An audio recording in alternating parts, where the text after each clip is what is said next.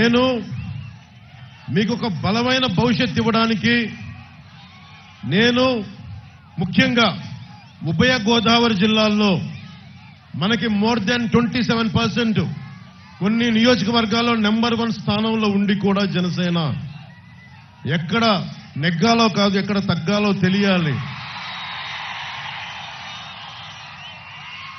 ఎందుకు ఇది పెట్టుకున్నానంటే మళ్ళీ ఇంకొకసారి వైసీపీ ప్రభుత్వాన్ని మనం ఎఫోర్డ్ చేయలేం. వైసీపీ పాలన ఇంకొకసారి వస్తే సర్వనాశనం అయిపోద్ది ఆంధ్రప్రదేశ్.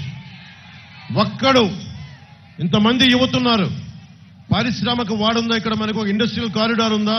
మొన్న వేశారు 2003లో ఒక సంవత్సరం క్రితం అప్పుడు వేశారు ఒక శంకుస్థాపన రాయి. 5 సంవత్సరాలుగా గుర్తురాల. మేము ఉన్నది కూడా నేను ఎంతసేపు మీ భవిష్యత్తు ఎలా ఉండాలి. చాలా మంది ఇక్కడ యువతున్నారు, యువకులున్నారు, యువకులున్నారు. ముఖ్యంగా ఈ రోజున మిగతా మేడం బృందేశ్వరి గారు మాట్లాడారు. నేను మీ భవిష్యత్తు గురించి మాట్లాడతాను. ఈరోజు మీరందరూ 2019లో చాలా మంది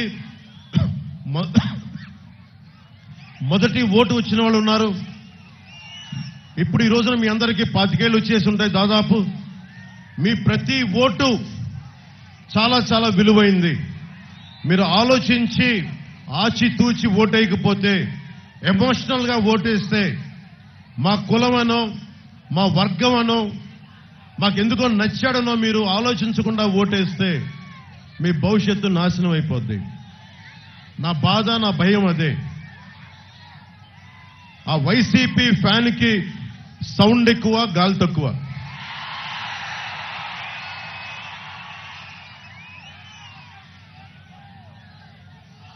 జగన్ కి ఈ మధ్యన నన్ను మాటలు ఎక్కువ తిట్టేస్తా